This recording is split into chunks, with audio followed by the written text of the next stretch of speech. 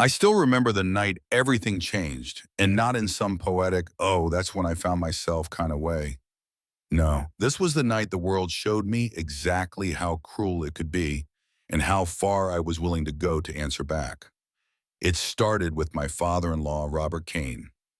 75 years old, walked with a cane, moved slower these days, but still carried that old quiet strength.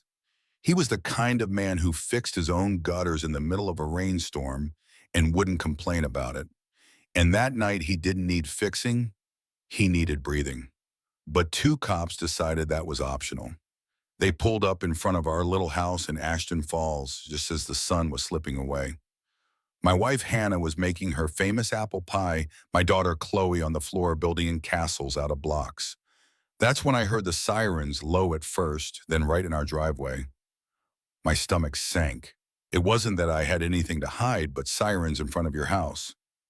Never a good omen. Two officers, Baker and Miles, got out. They didn't look like they were here to chit-chat. Baker, the taller one, said they needed to speak with Robert. No reason, no explanation, just come with us. Robert shuffled out his cane, clicking against the walkway. I saw right away something wasn't right. His breathing was short, the kind of shallow inhale you recognize when you've lived with someone's asthma for years.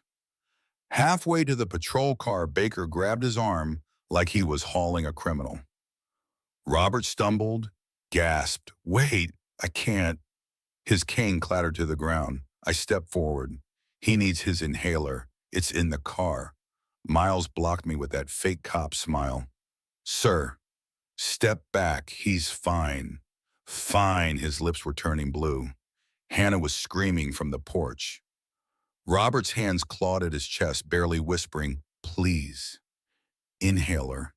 They looked right at him and did nothing. And then, right there against the hood of their squad car, he stopped breathing. Just stopped. I lunged, but Baker shoved me back. By the time anyone even thought about calling an ambulance, Robert Kane, husband, father, grandfather, was gone. The funeral was small, no speeches, no justice, just a hole in the ground, and a bigger one in our lives. The police report came a week later. Natural causes respiratory failure. No mention of the cuffs, the shove the inhaler left 20 feet away. No mention of me screaming for them to help. That's when I stopped believing in the system, and when I stopped believing in something, I don't pretend otherwise. The first name I wrote it down was Officer Baker.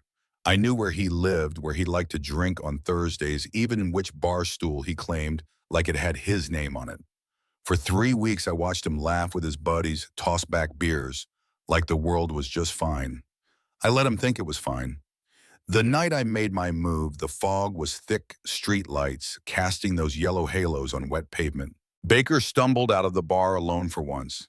I stepped out from the shadows, gun in hand, my voice calm. "You remember a man named Robert Kane?" He blinked, trying to place the name. "Old guy. Couldn't breathe. Begged at you for help." I pressed the barrel against his temple. "You left him to die." His mouth opened, maybe to deny it, maybe to apologize. I'll never know. The shot was clean quick. He crumpled to the ground. You'd think one dead cop would shake the department, but no. They spun it as a random street killing. And I wasn't done. Next was Officer Miles. She was slick, no drinking holes, no sloppy routines. But I found her weakness. Every night at 11, she went jogging through a dim back street, headphones in, oblivious to the world. I waited in the alley. When she passed, I was behind her in 2 strides, my arm around her neck. She fought, gasped, scratched at my arms, but I held on.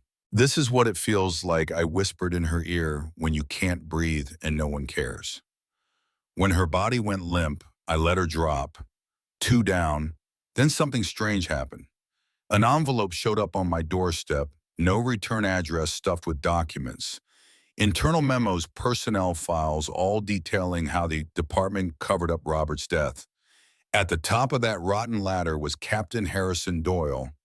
Harrison wasn't just a keep, he was the guy who signed off on the lies, who made sure Baker and Miles stayed clean.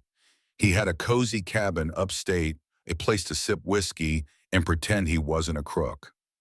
I went there one night, slipped in and through the back door. He was in his study swirling a glass of scotch like he was in some old noir film. Didn't hear me until I cocked the gun.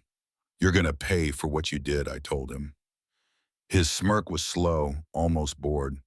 "You think you're the first? There'll be others after me." I didn't let him finish. 3 shots. The smirk disappeared.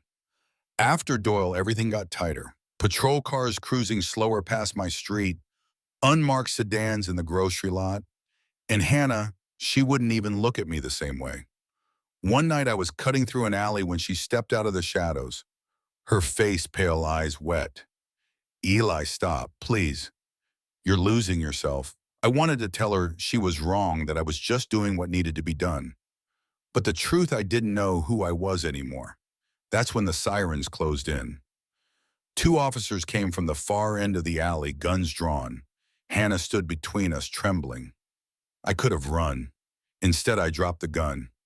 They cuffed me, reciting the rights they never gave Robert.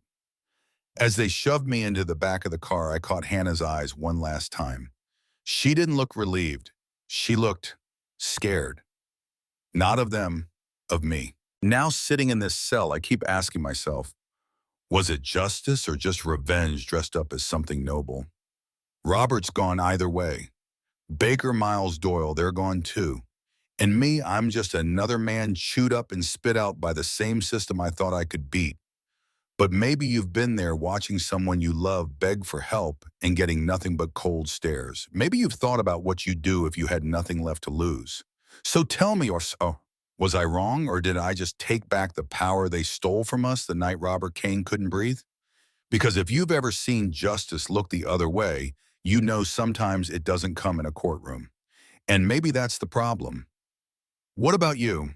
Have you ever witnessed something so wrong it made you question everything you believed about justice? I want to hear it. Drop your story in the comments. And let's talk about what right really means.